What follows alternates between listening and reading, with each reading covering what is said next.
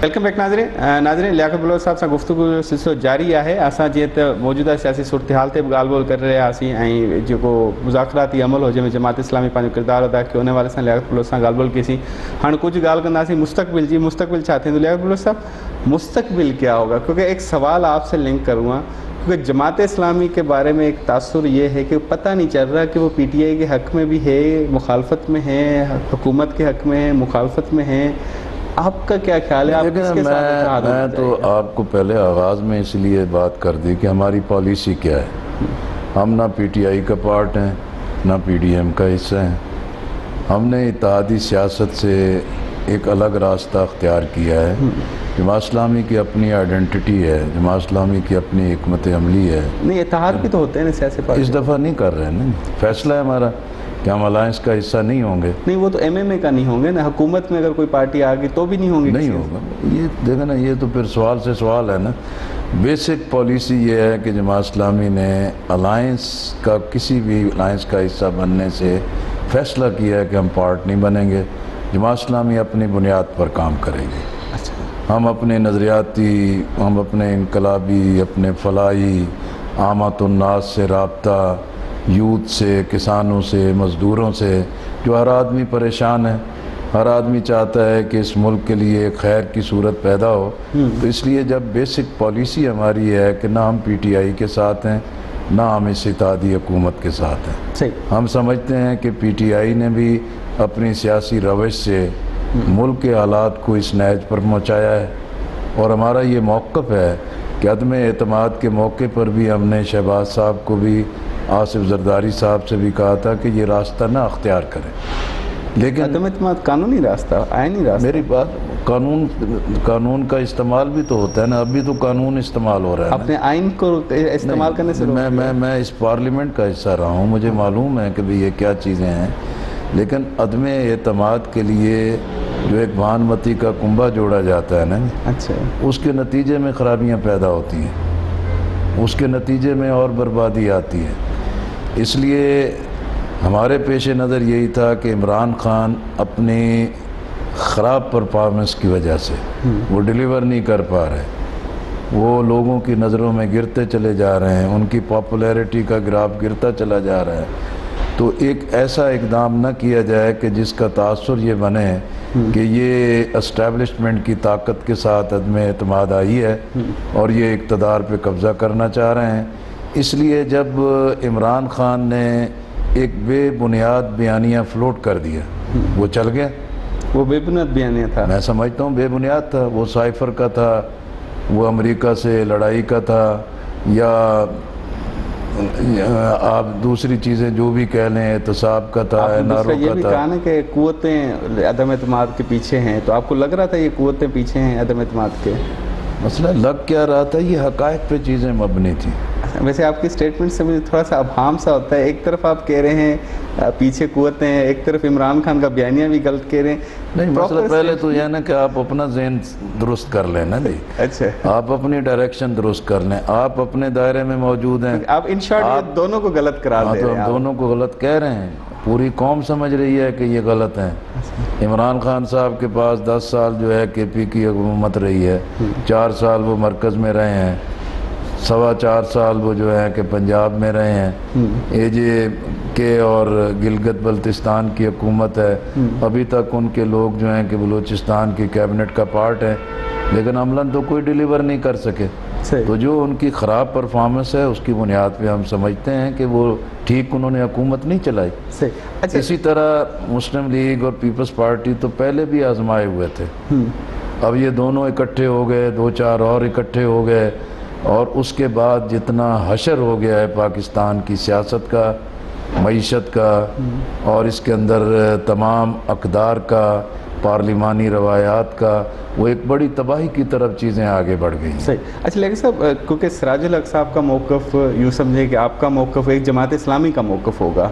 सिराजुल हक साहब कहते हैं कि, बल्कि आपकी स्टेटमेंट में भी आया है कि ये करप्ट टोला है, ट्राइका है, तो आपके ख्याल में इन करप्ट के पास मुज़ाकरात करना ये आप मुनासिब समझते थे, इस तरह जाना या उनको रजामंद करना? मेरा ख्याल है वो करप्ट हैं तो देखें ना, एक सियासत में ये चीज़ें किसी से इख्तलाफ करना ये उसका जमहूरी हक़ है।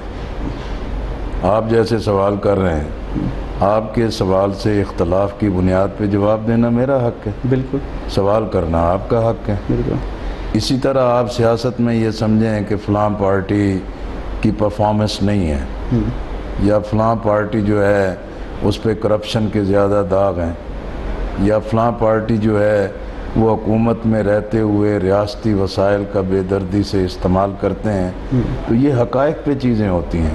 لیکن کرپٹ تو ہے نا، دوسرے کو آپ کہتے ہیں۔ نہیں، میری بات تو سن لینا جی، کرپشن تو اسی کا نام ہے نا، باقی تو کوئی کرپشن ہے وہ عدالتیں فیصلہ کریں یا قانون فیصلہ کرے، لیکن جو ایک عمومی تاثر ہوتا ہے، لیکن اس سب کچھ کے باوجود، اختلاف کے باوجود، اپنی ایک سخت رائے کے باوجود، سیاست میں ڈائلاگ کا دروازہ نہیں بند ہونا چاہیے۔ اگر سیاست میں مذاکرات کا دروازہ بند ہو جاتا ہے تو اس سے پھر آئین سے بالا اقدامات ہوتے ہیں، پھر کوئی اور طاقتور قوت جو ہے کہ وہ اپنا کھیل کھیلتی ہے، اور یہ ماضی میں ہم بار بار یہ چیزیں دیکھ چکے ہیں۔ اسی لیے رائے اپنی جگہ ہے، اختلاف اپنی جگہ ہے، پارٹیوں کے بارے میں رویہ اپنی جگہ ہے، لیکن ملک کی سیاست کا تقاضا جو ہے وہ ڈائلاگ کے ذریعے ہی راستہ نکل سکتا ہے۔ اس کو این آر او نہیں کہیں گے کہ ایک کرپٹ بندہ ہے، اس کے ساتھ بات چیت کی جائے، اس کو قومی دھارے یا حکومتی دھارے میں لے کے آنے کی کوشش کی جائے، تو یہ مشرف میرا خیال ہے یہ کوئی پکڑ دکڑ کے دائرے میں لانے والی بات نہیں ہے۔ مسلم لیگ اپنی جگہ ایک حقیقت ہے، پیپلز پارٹی اپنی جگہ لیکن آپ کی پارٹی بڑی اہم ہے، آپ کی اسٹیٹمنٹ بھی بڑی اہم ہے۔ جمعیت علماء اسلام اپنی جگہ حقیقت ہے، پی ٹی آئی اپنی جگہ حقیقت ہے۔ اگر عمران خان صاحب کے 1 کروڑ 60 لاکھ کے قریب ووٹ ہیں تو ان کے مقابل میں بھی کوئی 3.5 کروڑ کے لگ بھگ ووٹ ہیں۔ بالکل، اس لیے جتنے ایک حقائق ہوتے ہیں، زمینی حقائق ہوتے ہیں، اس کو نظر انداز نہیں کیا جا سکتا۔ مطلب یہ حقائق سے ہٹ کے آپ کے الزامات ہو یا بیانات ہیں، ان میں سے حقیقت نہیں ہے جو آپ کہتے ہیں۔ یہ آپ کہہ رہے ہیں، میں تو نہیں کہہ رہا، میں تو کہہ رہا ہوں حقیقت ہے۔ آپ کہہ رہے ہیں کہ وہ تو جسٹ باتیں ہیں، عدالتوں نے فیصلہ کرنا ہے۔ یہ آپ کا اپنا ذہن ہوگا، میرا نہیں ہے۔ میں تو کہہ رہا ہوں کہ یہ غلط ہیں، انہوں نے پرفارم نہیں کیا۔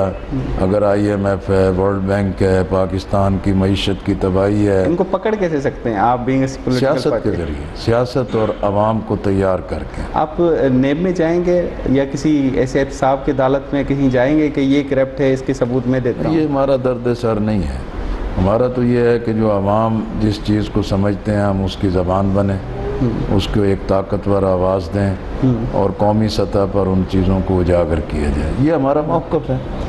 دوسری یہ ہے کہ بھی اگر ہمارے پاس ثبوت ایک مضبوطی کے ساتھ موجود ہوئے تو ہم ضرور جائیں گے، صحیح، ہمیں کوئی رکاوٹ نہیں ہے، کسی کا ڈر نہیں ہے، صحیح۔ لیکن ہم سمجھتے ہیں کہ بھی جب ایک سب سے بڑی کرپشن تو یہی ہوتی ہے کہ حکومت مل جائے اور حکومت پرفارم نہ کرے، اقتدار مل جائے، کرسی مل جائے، اختیار مل جائے اور عام آدمی کے مسائل حل نہ ہوں، اور لوگوں کے اندر یہ تاثر پیدا ہو جائے کہ ٹکٹیں بک رہی ہیں، نوکریاں بک رہی ہیں، ملازمتیں بک رہی ہیں، پوسٹنگز کے لیے پیسے لیے جا رہے ہیں اور تمام حکومتی اختیار کے ساتھ وسائل اکٹھے کیے جا رہے ہیں، یہ لوگ بولتے ہیں۔